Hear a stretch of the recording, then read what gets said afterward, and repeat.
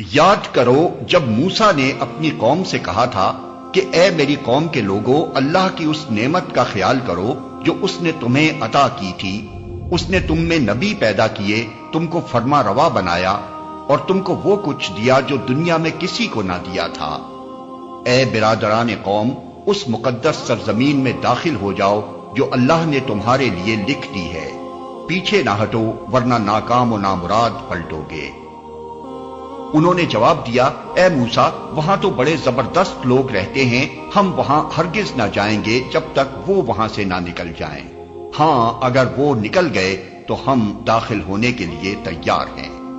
ان ڈرنے والوں میں دو شخص ایسے بھی تھے جن کو اللہ نے اپنی نعمت سے نوازا تھا۔ انہوں نے کہا کہ ان جباروں کے مقابلے میں دروازے کے اندر گھس جاؤ، جب تم اندر پہنچ جاؤ گے تو تم ہی غالب رہو گے۔ اللہ پر بھروسہ رکھو اگر تم مومن ہو۔ لیکن انہوں نے پھر یہی کہا کہ اے موسیٰ، ہم تو وہاں کبھی نہ جائیں گے جب تک وہ وہاں موجود ہیں، بس تم اور تمہارا رب دونوں جاؤ اور لڑو، ہم یہاں بیٹھے ہیں۔ اس پر موسیٰ نے کہا، اے میرے رب، میرے اختیار میں کوئی نہیں مگر یا میری اپنی ذات یا میرا بھائی، بس تو ہمیں ان نافرمان لوگوں سے الگ کر دے۔ اللہ نے جواب دیا، اچھا تو وہ ملک 40 سال تک ان پر حرام ہے، یہ زمین میں مارے مارے پھریں گے، ان نافرمانوں کی حالت پر ہرگز ترس نہ کھاؤ۔ اور ذرا انہیں آدم کے 2 بیٹوں کا قصہ بھی بے کم و کاست سنا دو۔ جب ان دونوں نے قربانی کی تو ان میں سے ایک کی قربانی قبول کی گئی اور دوسرے کی نہ کی گئی۔ اس نے کہا، میں تجھے مار ڈالوں گا۔ اس نے جواب دیا، اللہ تو متقیوں ہی کی نظریں قبول کرتا ہے۔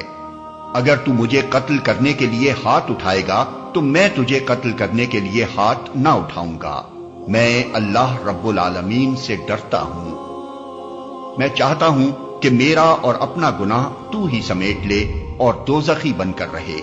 ظالموں کے ظلم کا یہی ٹھیک بدلہ ہے۔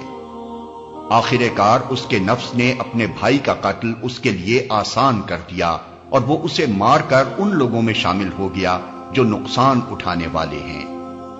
پھر اللہ نے ایک کوا بھیجا جو زمین کھودنے لگا تاکہ اسے بتائے کہ اپنے بھائی کی لاش کیسے چھپائے۔ یہ دیکھ کر وہ بولا، افسوس مجھ پر، میں اس کوے جیسا بھی نہ ہو سکا کہ اپنے بھائی کی لاش چھپانے کی تدبیر نکال لیتا۔